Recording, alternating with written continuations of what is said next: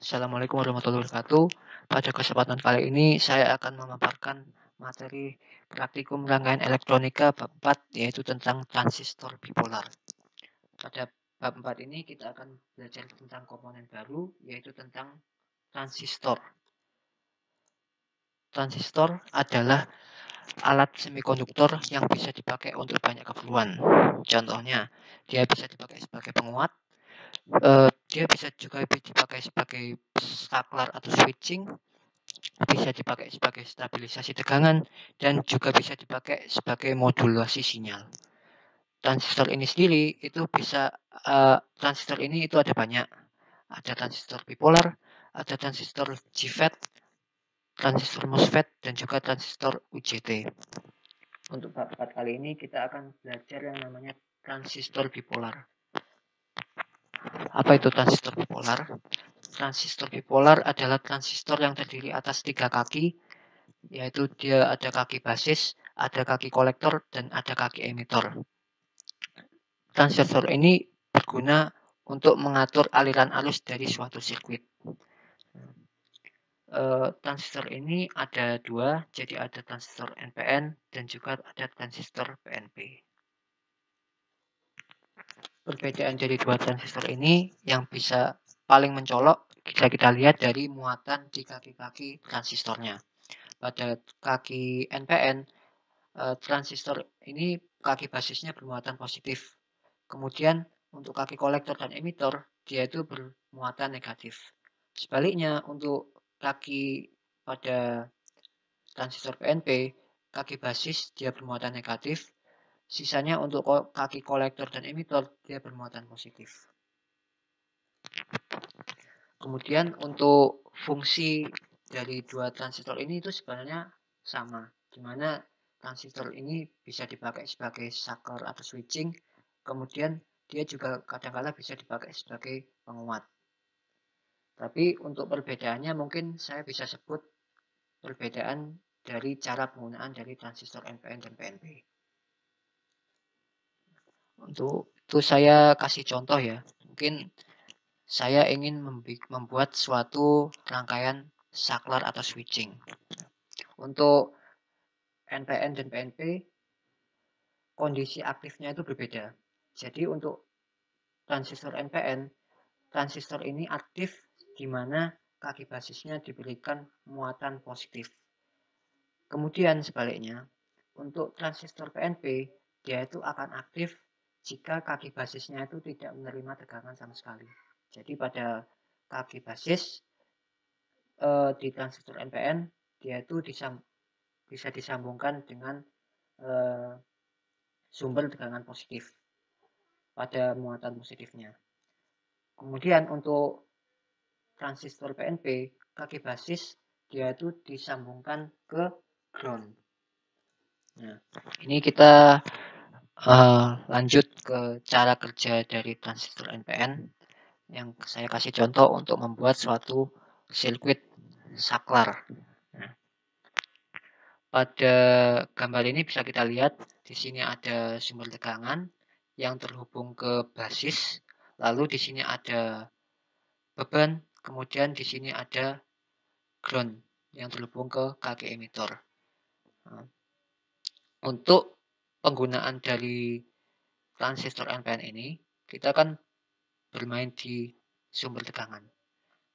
Untuk mengaktifkan rangkaian transistor ini, kita harus menambah tegangan yang ke basis hingga melebihi tegangan ambang, di mana tegangan ambangnya sendiri adalah 0,7.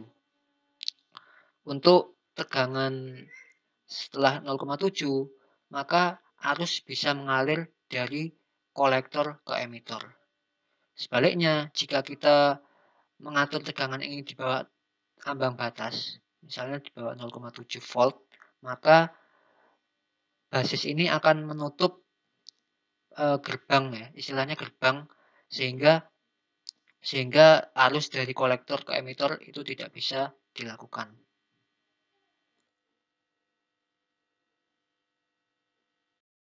Lanjut ke cara kerja transistor PNP. Pada rangkaian ini, arus dari emitor ke kolektor diatur dari kaki basis, di mana kaki basis ini akan bekerja jika tidak menerima tegangan.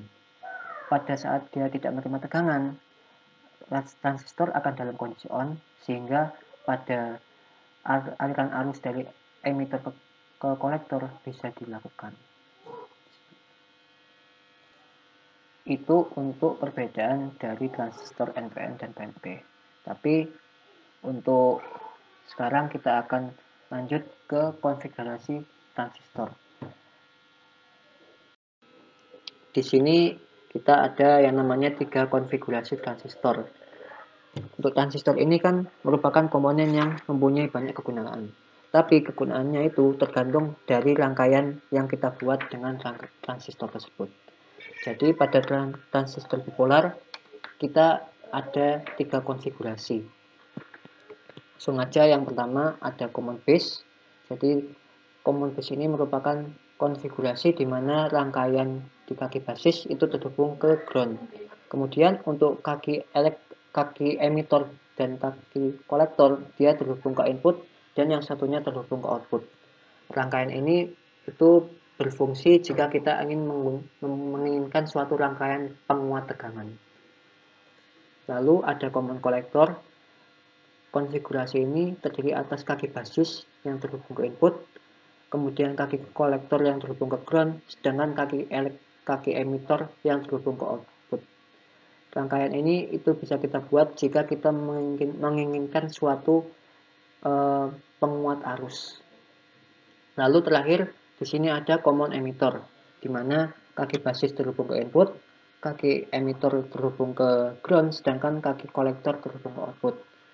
Untuk rangkaian ini itu digunakan jika kita menginginkan suatu penguatan tegangan dan penguatan arus secara bersamaan. Jadi seperti itu materi tentang transistor bipolar.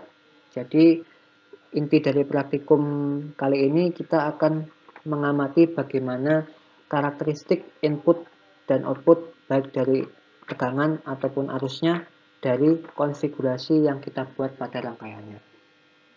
Oke, saya akan memberikan cara untuk mengambil data. Jadi dilihat pada data percobaan 4.5 ini ada 2 tabel ya, 4.1 dan 4.2. Ini tolong diubah ya. Jadi untuk yang 4.1 itu adalah karakter input dari BJT. Nah, di sini kan ada yang telah diketahui parameter IE dan VCB, kemudian kita mencari VBE-nya.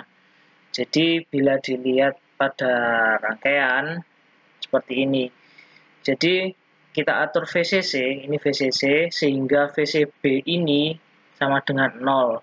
Kemudian mengatur IE agar menunjukkan nilai-nilai tadi seperti 0,2, 0,6, 1 yang ini ya. Nah, 0,2, 0,6, 1, 2, 3, 4, 6. Ini satuannya miliampere. Oke, ke IE ini bisa didapatkan nilai 0,2, 0,6 itu tadi dengan mengatur VBB di sini.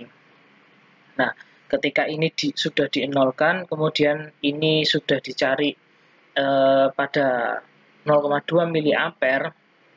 Nah, ini didapatkan berapa sih VBE yang dibutuhkan agar ininya itu 0,2 dan ininya itu 0. Jadi seperti itu. Ya, ini ya, VCB-nya diatur 0, kemudian IE-nya diatur 0,2, 0,6, 1, 2, 3, 4, dan 6.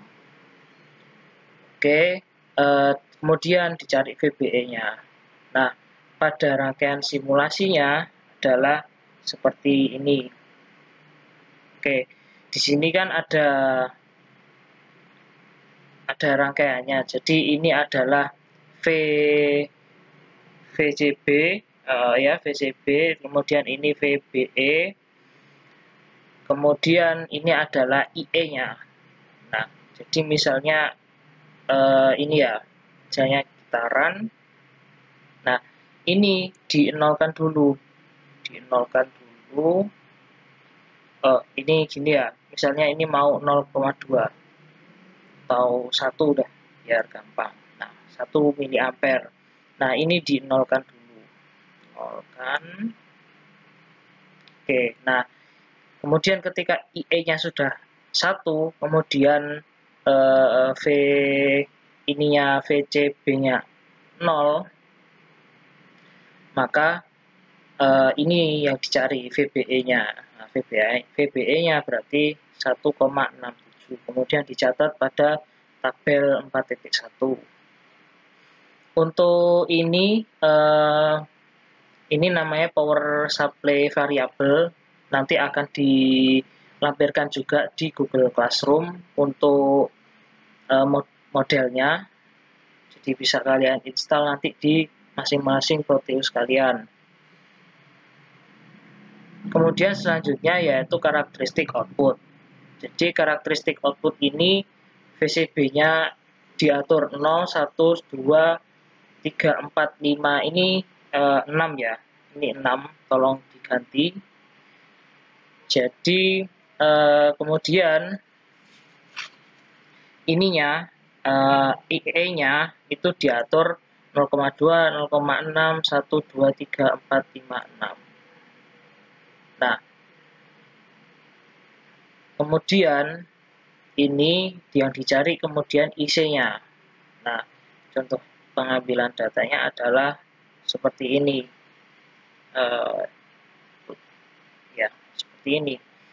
Jadi misalnya ini adalah VCB-nya, VCB, kemudian ini IC dan ini IE. Nah, VCB-nya diatur 0, kemudian IE-nya itu diatur 0,2 tadi, 0,2.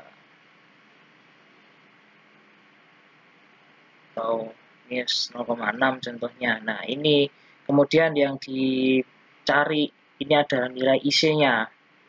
Jadi ini yang dicatat pada tabel 4.2 IC. Oke, itu dulu yang bisa saya sampaikan. Bila ada pertanyaan silakan menghubungi asisten. Kemudian untuk modelnya ini akan di-share di Google Classroom. Terima kasih. Assalamualaikum warahmatullahi wabarakatuh.